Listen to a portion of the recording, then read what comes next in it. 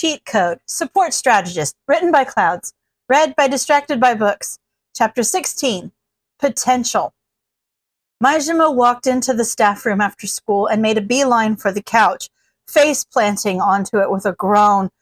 Eraser, never let me give you a hard time about your problem children again. Aizawa snorted, but didn't even look up from the paper he was grading. Serves you right. You have problem children this year? Yamada grinned as he looked up from his own paperwork. That must be fun. What are they like? Majima lifted his head off the couch just enough to look him in the eye. You'll know soon enough. They've decided to use one of your students as an extra credit project. Netsu hid his smile behind his teacup, knowing full well exactly which students Majima was talking about. Of course, he hadn't had a chance to peek at the cameras for Class 1F just yet. He still had a school to run, after all. But Midoriya and his friend Hatsume had so much chaotic potential that there was little chance that Majima was talking about anyone else. The only question now was which student they had chosen as their victim. I'm the homeroom teacher for 1C, Yamada said slowly. What would a couple of support course students want with a Gen Ed kit? Majima sighed in exhaustion and sat up. They've decided that one of your kids is getting into the hero course, and they're helping him do it. Can they even do that? Snipe asked. There's nothing in the rules against it, Netsu said cheerfully. It might have taken a few loopholes if they were teachers, but since they're all students, then they're simply helping their friend, correct? Of course, you know exactly who I'm talking about, Majima muttered. You do know this is your fault, right? If it was just Hatsume, I could handle it. I've had plenty of students like her in the past. But whenever she's combined with your protege... Wait, you have a protege? Yamada yelled, making Aizawa finally look up from his papers to cancel his quirk. Not that Yamada noticed or even cared. You never take personal students. What even is this kid? A hellspawn, probably. Aizawa said. He has to be if he caught the rat's attention. Netsu simply smiled and let his faculty form their own opinions. Many of them already knew about Midoriya, and some had even met him, but the few who hadn't were all listening to the conversation with a mixture of curiosity and fear. All Might in particular looked vaguely terrified after the chat that Netsu had had with him the other day. Not that the scolding had been undeserved, of course, but it meant that he was probably a bit more primed to be scared of Midoriya's potential and of Netsu's interest in him. Netsu was honestly more disappointed that All Might had forgotten about Midoriya after accidentally showing him his weakness than he was about the whole telling him not to be a hero thing. Netsu was still a bit upset, since heroism had apparently been Midoriya's lifelong dream. But the fact was that he was quirkless. As sad and terrible as it was, Netsu couldn't pretend that Midoriya wouldn't be at a distinct natural disadvantage, not just in combat, but in the flashy popularity contest that defined the industry. It probably didn't matter which hero he had asked. They probably would have given the same answer, so at least All Might had tried to be polite about it. Forgetting about the boy, however, was a much more serious offense. If Midoriya had secretly been a villain or had taken All Might's advice badly, it could have been disastrous for all of Japan. Even if All Might had been 100% certain that Midoriya would never use his weakness against him, the boy's knowledge of it would make him an appetizing target for the many villains that had a vendetta against the number one hero.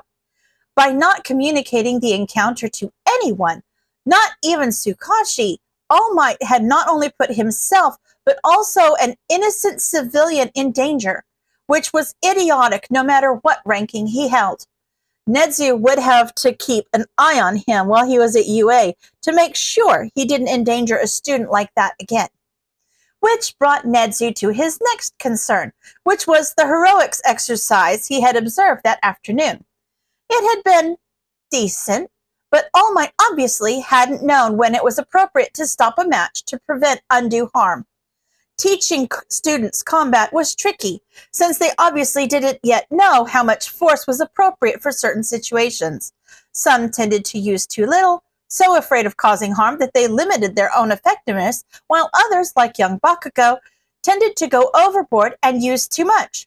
It was a hard line to balance, especially for someone like All Might, who was perfectly capable of punching away all of his problems. But it was one of the most important things that their students would learn over the course of their 3 years there, which meant that it was something that All Might would need to improve on sooner rather than later. Thankfully, the other teachers would be able to pick up the slack. Speaking of the other teachers, honestly, as much as I hate to admit a man is right, Kayama drawled, I think Aizawa might be right about this one. It's the green-haired one, right, Netsu? Midoriya? Netsu nodded and gestured for her to continue as the rest of the teachers leaned forward slightly in anticipation and curiosity. When I showed up to teach today, the kid was leading his classmates in a revenge plot against the hero students. Kayama licked her lips and smiled. It was delicious. Netsu didn't know whether to be proud, concerned, excited, or angry, so he settled on gathering more information before making that decision. Do you know which student? Kayama shrugged. Not quite sure. I do know he's a first year and apparently bullied the poor boy. I love their idea of revenge, though. The mischievous little imps are going to do a bunch of subtle things to make the kid miserable, so just look for which of the first years encounters more than his fair share of daily frustrations, and you'll have your target. There were easier ways to find the child if one just hacked into the right records. If all went well, as it undoubtedly would, Netsu would have this boy's name by the end of the night. And he was a bully, you say? Netsu, sir? All Might said hesitantly. Please tell me you're going to stop this rather than joining in. All Might visibly gulped at the sharp smile Netsu gave him. Now, All Might, one of the goals of a teacher is to help one's students accomplish their goals. What kind of a teacher would I be if I didn't give Midoriya any assistance? But, don't bother, Aizawa said. That kind of pettiness is right up Netsu's alley, so at least he's only going to be taking it out on one brat rather than the whole of humanity. The only thing he'll have to worry about is the conspiracy theorists trying to accuse the kid of being his secret love child or something. So, Yamada grinned, I get to meet the little listener? Which of my students has he adopted? I think Midoriya said his name is Shinso. Powerloader sighed. He has a brainwashing quirk. Ah, good choice. I approve, Netsu chirped. He remembered Shinso from the exams, of course. It was a shame that he didn't get enough points, but despite his and Aizawa's best efforts, the school board had shot down every single one of the alternate exam ideas they had proposed, leaving Shinso in general education until he was able to prove himself during the sports festival. Brainwashing? Aizawa asked. It's an intriguing quirk. I can see why Midoriya was drawn to it, Netsu chirped. Young Shinso can control anyone providing that they answer one of his questions. And, of course, it's useless against robots. Aizawa muttered and dragged a hand down his face. Please tell your protege not to only focus on the kid's quirk. With a drawback like that, he'll have to be able to fight without it. Oh, you don't have to worry about that, Netsu dismissed. I do believe that Midoriya would be the last person to limit a person based entirely on their quirk. Oh? Kayama asked, and why is that?